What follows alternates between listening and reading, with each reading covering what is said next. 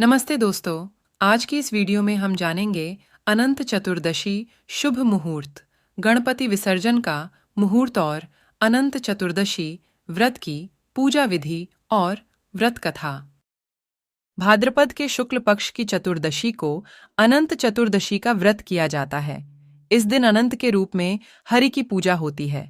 पुरुष दाएं तथा स्त्रियां बाएं हाथ में अनंत धारण करती हैं।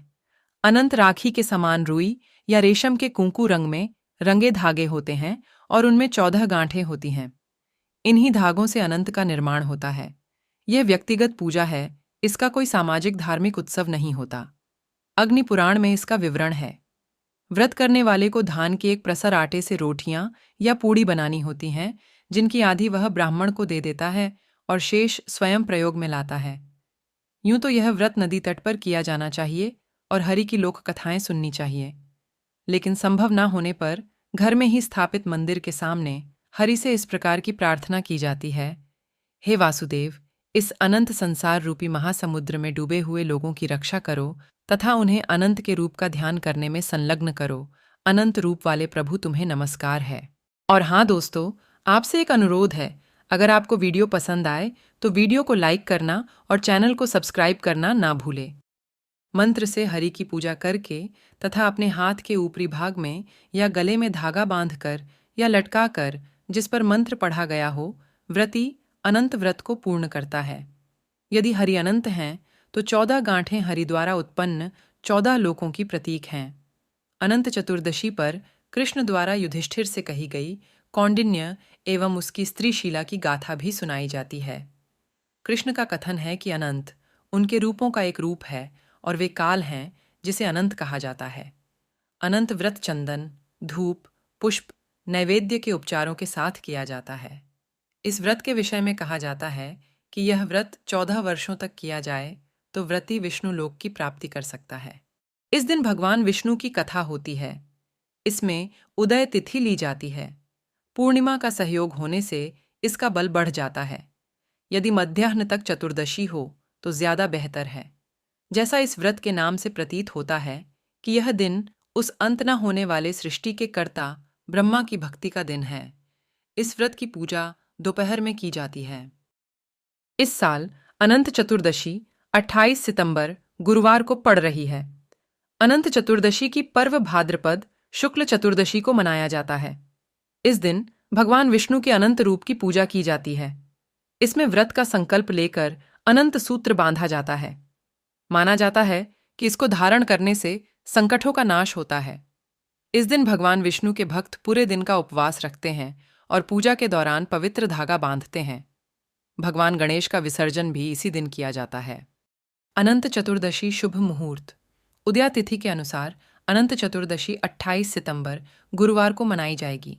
चतुर्दशी तिथि का आरंभ 27 सितंबर को रात 10:18 पर शुरू होगी और इसका समापन 28 सितंबर को शाम 6:29 पर होगा। अनंत चतुर्दशी का पूजा का मुहूर्त सुबह 6:12 से लेकर शाम 6:39 तक रहेगा। अनंत चतुर्दशी 2023 पर गणपति विसर्जन का मुहूर्त। अनंत चतुर्दशी के दिन गणेश जी का विसर्जन किया जाता है। 28 सितंबर 2023 को गणपति विसर्जन के लिए 3 मुहूर्त हैं। इस दिन सुबह 6:11 से 7:40 तक रहेगा। उसके बाद सुबह 10:42 से दोपहर 3:10 तक और शाम 4:41 से रात 9:10 तक गणपति विसर्जन का मुहूर्त है। आइए जानते हैं कैसे करें पूजन। भाद्रपद शुक्ल चतुर्दशी को अनंत चतुर्दशी का व्रत किया जाता है। भगवान सत्यनारायण के समान ही अनंत देव भी भगवान विष्णु का ही एक नाम है।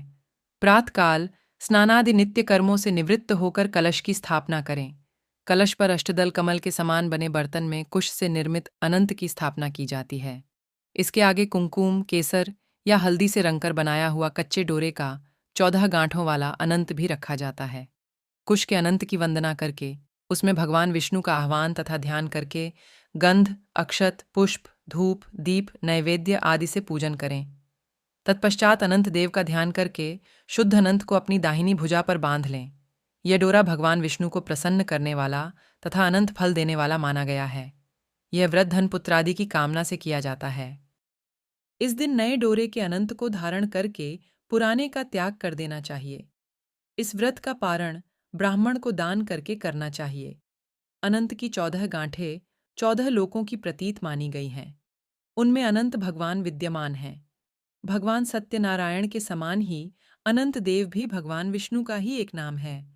यही कारण है कि इस दिन सत्यनारायण का व्रत और कथा का आयोजन प्राय किया जाता है, जिसमें सत्यनारायण की कथा के साथ साथ अनंत देव की कथा भी सुनी जाती है।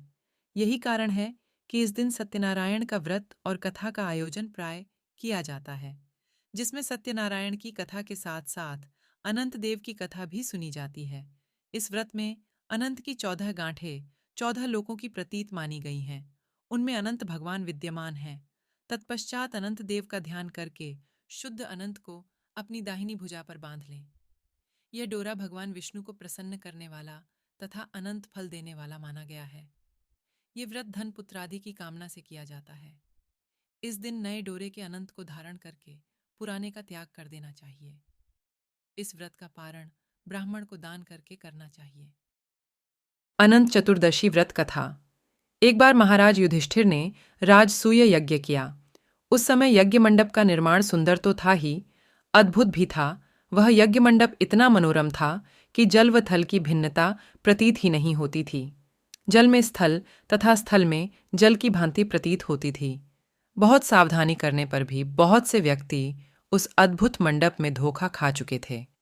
एक बार कहीं से टहलते टहलते दुर्योधन भी उस यज्ञ मंडप में आ गया और एक तालाब को स्थल समझ उसमें गिर गया। द्रौपदी ने यह देखकर अंधों की संतान अंधी कहकर उनका उपहास किया। इससे दुर्योधन चिढ़ गया। यह बात उसके हृदय में बाण समान लगी। उसके मन में द्वेष उत्पन्न हो गया और उसने पांडवों से बदला लेने की ठान ली। उसके मस्तिष्क में उस अपमान का बदला लेने के लिए विचार उपजने लगे। उसने बदला लेने के लिए पांडवों को द्यूत क्रीड़ा में हराकर उस अपमान का बदला लेने की सोची। उसने पांडवों को जुए में पराजित कर दिया। पराजित होने पर प्रतिज्ञानुसार पांडवों को 12 वर्ष के लिए वनवास भोगना पड़ा। वन में रहते हुए पांडव अनेक कष्ट सहते रहे। एक दिन भगवान कृष्ण जब मिलने आए, तब युधिष्ठिर ने उनसे अपना दुख कहा और दुख दूर करने का उपाय पूछा। तब श्री कृष्ण ने कहा, हे युधिष्ठिर, तुम विधिपूर्वक अनंत भगवान का व्रत करो। इससे तुम्हारा सारा संकट दूर हो जाएगा और तुम्हारा खोया राज्य पुण्य प्राप्त हो जाएगा। इस संदर्भ में श्री कृष्ण ने उन्हें एक कथा सुनाई। प्राचीन काल में सुमंत नाम का एक नेक तपस्वी ब्राह्मण था। उसकी पत्नी का नाम दीक्षा था। उसकी एक परम सुंदरी, धर्मपरायण तथा ज्योतिर्मयी कन्या थी, जिसका नाम सुशीला था। सुशीला जब बड़ी हुई तो उसकी माता दीक्षा की मृत्यु हो गई। पत्नी के मरने के बाद सुमंत ने कर्कशा नामक स्त्री से दूसरा विवाह कर लिया। सुशीला का विवाह ब्राह्मण सुमंत ने कौंडिन्य आर्षि के साथ कर दिया। विदाई में कुछ देने की बात पर कर्कशा ने दामाद को कुछ ईंटें और पत्थरों के टुकड़े बांध कर दे दिए। कौंडिन्य ऋषि दुखी हो अपनी पत्नी को लेकर अपने आश्रम की ओर चल दिए, परंतु रास्ते में ही रात हो गई। वे नदी तट पर संध्या करने लगे। सुशीला ने देखा वहां पर बहुत सी स्त्रियां सुंदर वस्त्र धारण कर किसी देवता की पूजा कर रही थीं। सुशीला के पूछने पर उन्होंने विधिपूर्वक अनंत व्रत की महत्ता बताई। सुशीला ने वहीं उस व्रत का अनुष्ठान किया और 14 गांठों वाला डोरा हाथ में बांधकर ऋषि कौंडिन्य के पास आ गई। कौंडिन्य ने सुशीला से डोरे के बारे में पूछा तो उसने सारी बात बता दी। उन्होंने डोरे को तोड़कर अग्नि में डाल दिया। इससे भगवान अनंत जी का अपमान हुआ। परिणामत ऋषि कौंडिन्य दुखी रहने लगे। उनकी सारी संपत्ति नष्ट हो गई। इस दरिद्रता का उन्होंने अपनी पत्नी से कारण पूछा तो सुशीला ने अनंत भगवान का डोरा जलाने की बात कही। पश्चाताप करते हुए ऋषि कौंडिन्य अनंत डोरे की प्राप्ति के लिए वन में चले गए। वन में कई दिनों तक भटकते भटकते निराश होकर एक दिन भूमि पर गिर पड़े। तब अनंत भगवान प्रकट होकर बोले, हे कौंडिन्य, तुमने मेरा तिरस्कार किया था, उसी से तुम्हें इतना कष्ट भोगना पड़ा।